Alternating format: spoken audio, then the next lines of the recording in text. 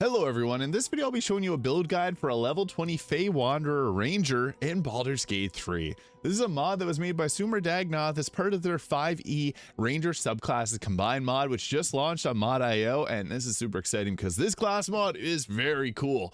You get the ability to summon in a Fey, and we got some nice interrupting abilities, which I'll be getting into in this video.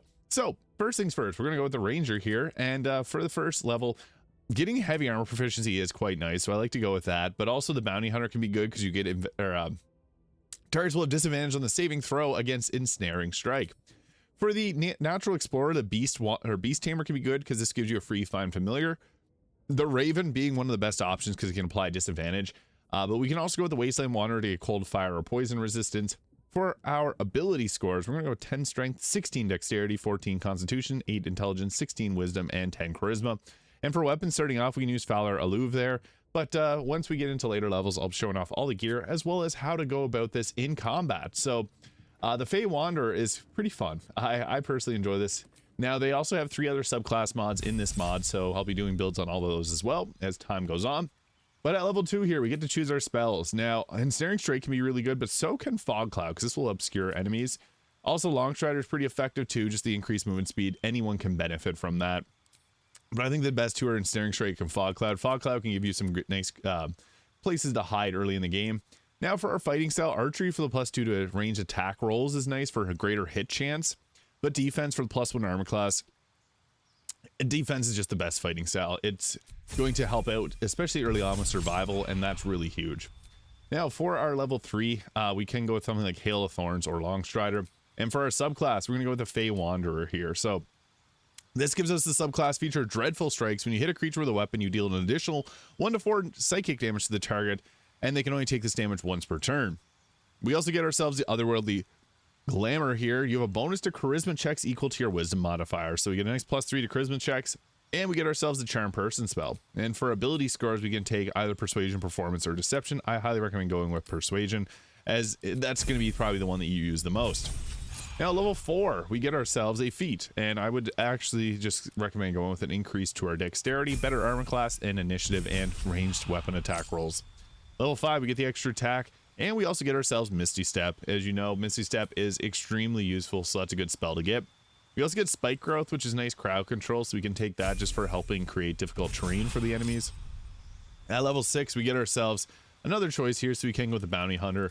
And then also the Wasteland Wanderer Fire is good because fire damage is extremely common, but poison or cold can work too. Poison would be probably the second best one to go with. At level 7, we get the subclass feature Beguiling Twist. So you have advantage on saving throws against being charmed or frightened. So it's not often that you'll get charmed, but Beguiling Twist here is not that bad of a thing to have. Any little benefit always helps. And for our next leveled spell, Silence can be good for shutting down spellcasters. This also has Mistress Spells compatibility, so you can add in any of those as well. Path Without Trace can be nice for stealth checks, so it can work out here in this instance. But Speak with Animals is a spell that we can get from potions very commonly. At level 8, we get our Difficult Ride, so Difficult Terrain no longer slows us down. And at level 8, we're going to take our Dexterity all the way up to 20. I think that just works best. And then at level 9, we get ourselves a level 3 spell. And I think Lightning Arrow just works really good, but Plant Growth can also be nice for the crowd control benefits that it does bring. At level 10, we get ourselves another favorite enemy, so we're going to go with the, I guess the Sanctified Stalker. These don't matter too much at this level. And Wasteland Wanderer Poison. So we'll just roll with that. And then at our next level here, this is where we get our subclass features. The Fey Reinforcements. You can cast Summon Fey without using a spell slot once per rest. So there's Summon Fey. You can choose the mood of Fuming, Merith, or Trixie, and the spirit has different spells available depending on the chosen mood. And cast Summon Fey without requiring concentration reduces this to 10 turns only, so that is another option that we do got. And for our next leveled spells, Conjure Barrage can be pretty effective too, or Plant Growth. Go with whatever of those two you prefer. Plant Growth is good for crowd control. And then at level 12, we get ourselves another feat, and Alert can be really good here. We can also go with Sharpshooter, which will give us a bonus to our ranged weapon attacks. That can be really nice with hand crossbows too, because they do benefit from that, and it's a big power spike to our damage, but it means we're less likely to hit, and at that point you should probably take the archery feat. Crossbow Expert can also be good if we want to get up close and do crossbow attacks with like the ballast armor. So I guess that could be a really good option as well. And also the alert feat is a nice feat to take too, so you could go that route as well. At level 13, we get ourselves the Dimension Door spell, so you can teleport yourself to an adjacent ally. And we also get level 4 spells, I guess, upcasted versions. So we can take something like Plant Growth there, just great crowd control. At level 14, we get another favorite enemy, so we can just take the Mage Breaker there. Let's go with that. And then once we get to level 15, we get our subclass feature, the Misty Wanderer. You can cast Misty Step without using a spell slot, number of times equal to your Wisdom modifier per long rest. Whenever you cast Misty Step, you can teleport one ally within 1.5 meters to an unoccupied space beside you. Really useful for teleporting around. And then we also get ourselves another choice in spell here. Venomous Barbs can be pretty nice, or even just Long Strider. We already got pretty much, you don't really need spells as a ranger as much as you got your bow. So we'll go with that. And at next level, I think Sharpshooter actually with the Crossbow Expert can be pretty good damage. I'll show you how to make the most out of that. Probably should have taken the increase our ranged weapon attack rolls, but it is what it is. At level 17 here, we get the Mislead spell, become invisible at the same time that an illusionary double yourself appears where you're standing. Pretty nice, just be able to get away, get out of jail free card. And then you get some more spells here. So Flame Arrows can be pretty nice too, but even Absorb Elements, which will give you elemental damage on your next attack, can be pretty effective for a variety of places in the game.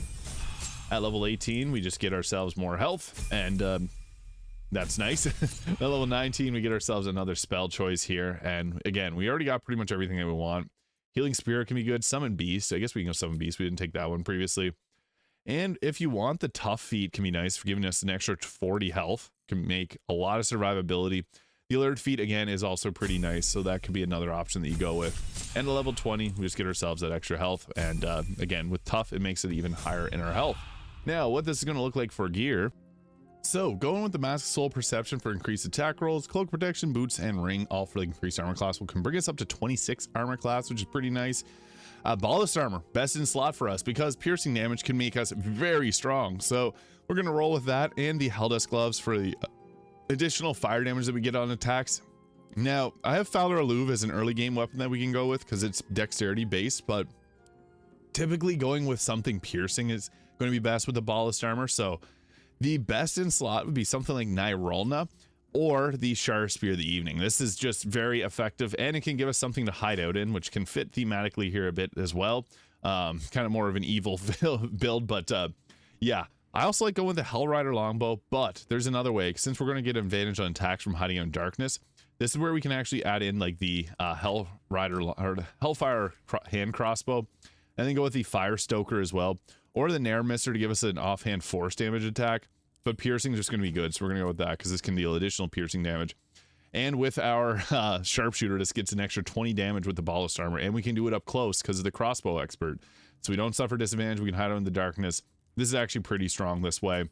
So what we want to be doing pre-combat is we got our Summon Beast here. We can summon in a Raven, Frog, or a Wolf, but the Raven's just the best choice here. It can apply blind to targets. So we're going to summon our little Fly and Raven Spirit here. Cute. And then we also got ourselves the Summon Fey. So there's a couple versions of this. We can do it without a concentration. So there's the Fuming one, which is raged in melee. This one can charm enemies. And this one call forth Patches of Darkness. So yeah, we can call this in and upcast it at a different level if you really want to. But we're just going to go here and summon in our... there's our little Trickster there. So we got the Fey, and it'll create a little bit of darkness for us too. So it's got different attacks, and its main hand attack. I guess this will teleport to an occupied space and leave a patch of darkness. So that's what we want to do, is we want to get that darkness set up with this at all if possible. So I'll show off what this can do in what this looks like in combat. We also got the ability to apply this passive feature to make it so that Conjure Fey will not require concentration. So we can go with that, and we can just summon it in that way. So I would recommend going with the concentration-free version of this because it's just going to be a little bit more easy for us to survive with. So you can summon it in that way. And it's kind of funny, you can actually summon in 2 of them this way. So we'll roll with that. Now, to get things started, I'm actually just going to go with a... it's probably best to just do a spell to start things off, because we're going to lose our action. So we'll just drop this down here, a bit of lightning damage to target as many as possible that we can get, and we'll just not react. We roll a 35, so I don't think we're going to have to worry about ranged weapon attacks.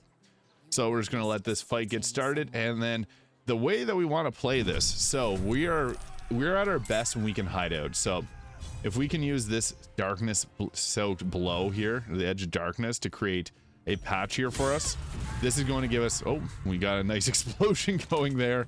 That hits in an area of effect, and it took out all of them. So now we're hiding out in darkness. And what's nice about this is then we can do ranged attacks, staying in darkness, and also getting advantage on our attacks, which are going to apply double damage because they have the weakness to piercing damage. So you can see there, that just hits really hard. We don't even need to use our executioner bonus. But the hand crossbow is nice. You can turn off the dual wielding here. So yeah, that you don't just use up all your shots at once. But hiding out in darkness just means that we are going to be much more likely to survive. So we can just hang out right there. All right, I guess we won't bring in our team. I'll take them out of the fight. And I'll bring in our summons because they're pretty useful. Now, they don't know what to do whenever we hide in darkness, so they're just going to run around and not attack us because most of the time they won't even know. So they're going to attack our summon Fey, and yeah, that's fine because we can use that to teleport around, leaving more darkness for us to hide out in, which is just extremely useful. So I'll show off what that looks like here in a second after he does his attack, and he ensnared it, unfortunately. That sucks, but then we can also... We can't really do that, but what we'd want to do is teleport away, creating the darkness patch. This is what you do. So you're just going to pop out the darkness here. This will further extend the area that we can hide out in and blinds targets. So that's really good. Now you just have that hanging out in the darkness, and we can also hide out there as well. So this is just going to further enhance our damage output as well. Also, there's a helmet if you don't have the Sharp Spear that can give you the ability to see in darkness. So it breaks the enemy's AI. They don't know what to do whenever we're hiding out here, as you can see. All right, so it's our turn again. Unfortunately, our little gnome fella, or our little Fey didn't make it. So we still do have his darkness though, and we can use this for... I recommend doing offhand attacks too, because you're gonna see they actually hit really hard. That blew up our darkness. If you make fire surfaces, it gets rid of your darkness, unfortunately. So I'm moving out of it just to get back into our darkness. I have the explosive blood, so that's why that happened. But I guess we'll just go ahead with another crossbow attack there. That unfortunately didn't take him out, but the psychic damage that you can apply is really nice. And I guess we'll follow it up and hopefully take him out with this attack here. Boom. It took him out. Perfect. So hiding out in darkness is going to be kind of the way to go with this build, just because it ensures your survivability, but also gives you advantage so that your sharpshooter feat can kick in and deal extra damage. We're in a tough spot now, so the thing that we should do is set up darkness again. This does require concentration, but with the weapon we can apply it. Also drowse, get darkness as well. So with this we can then go ahead with being able to use our offhand attacks. Unfortunately I got slowed, so I don't have that ability, but hiding out in darkness is a really nice way to stay alive, so that's what we want to prioritize setting up. So now we're in our element. We got ourselves darkness set up that we can actually move around in, and then attack these targets that are now having the vulnerability to piercing. I was not close enough for that one, but I knew it would be able to take them out. So this is what it's about. We want to get into positions where we can also deal damage and get that vulnerability to piercing damage off. Unfortunately, not enough movement speed again on this, but yeah, we lost our actions and reactions, unfortunately, so that kind of sucks. We're slowed. It really does put a hamper in things.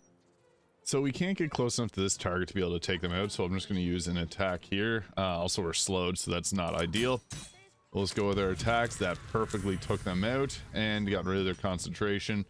That used up all of our resources. We can't do a second attack. So there's one last target right over there we do have to get rid of. So, all right, we're out of our darkness now, but there's one target right here.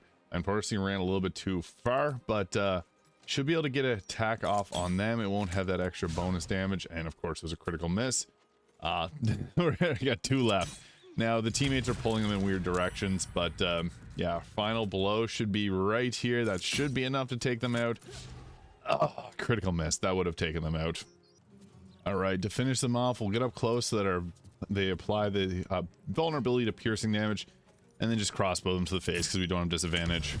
And there it is. So that is the Fey Wanderer, the Ranger subclass by Sumradagnoth. Let me know your thoughts in the comments. This is a really cool one. I love the glowing eyes too. It's a nice little feature, but yeah, this is a lot of fun. That actually may be a mod, but this is a blast to play. So definitely recommend downloading that mod right away because you're gonna have a lot of fun with it. Thank you so much for watching, and hit the subscribe button below if you enjoyed, and I'll see you all in the next video.